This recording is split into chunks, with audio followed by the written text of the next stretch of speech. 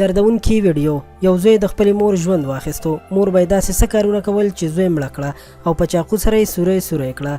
زوی اوس څه وایي، ویډیو تر اخره وګورئ چې خبر شئ. دوستانو، اخره زمانه ده او اخر وخت دی. هر اړخ ته داسې حالات شروع دي چې انسان د خپل ژوند باره کې فکرمند شي چې کوم وخت او خلکو ته پاتې شو. د سمینه خټک په نوم باندې یوه اداکاره چې 2 ودونه هم کړي وو، خو دواړه ودونه یې ناکام شوي وو او بیا یې یوازې ژوند تېرولو چې زلمی زوی راپاڅېدلی دی او خپله 50 کلنه مور یې وژلې ده. رپورټ کې ویل کېږي چې مور یې ځان له په کور کې اوسېده او زوی چې کله مور ووژله نو بیا د هغه ځای نه وتښتېدو چې پولیس کله خبر شول نو هغوی کوشش شروع کړو او دغه مجرم یې ونیولو. د سمینه خټک زوی چې احمد شیروز نومیږي پولیسو ته ویلي چې مور سره مې پردو سړو ناروا تعلقات لرل نو ځکه مې ووژله.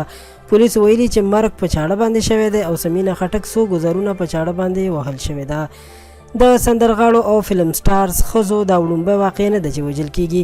د ایمانوداس، غزاله، جاوید ګلالی او د نورو لسګونو سندرغاړو د وژلو نه پس هم د هغوی قاتلان آزاد ګرځي. که څه هم دا قتلونه د غیرت په نومونه شوي دي او وژونکي پکې قصوروار دي، خو په دې کې څه قصور د سندرغاړو او یا د اداکارانو ښځو هم دی چې اکثره وخت دوی ته د کورنۍ د اړخ نه ویل کېږي چې دا کارونه مه کوئ او پرېږدئ، یعنې اداکاري مه کوئ یا سندرې مه وایئ. نو ښځې یا جینۍ چې دغه اداکاري یا سندرې وایي هغوی له خبره منل پکار دي او د خپلې کورنۍ خیال ساتل پکار دي او د دې کار نه توبه ویستل پکار دي، ځکه چې د پښتنو معاشره ده او داسې کار اکثر پښتانه پیغور ګڼي. خو بیا هم چاله نه دي پکار چې قانون په خپل لاس کې واخلي او داسې مرګونه کول ناروا کار دی.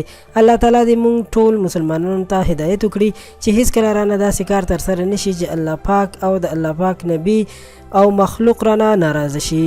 آمین. قدرمنو، تاسو هم راته کمنټ کې امین ولیکئ چې د دې دعا حصه جوړه شي او له نورو ښایسته او په زړه پورې ویډیوګانو لپاره پښتو پوسټ چینل سبسکرایب کړئ. ډیره مننه.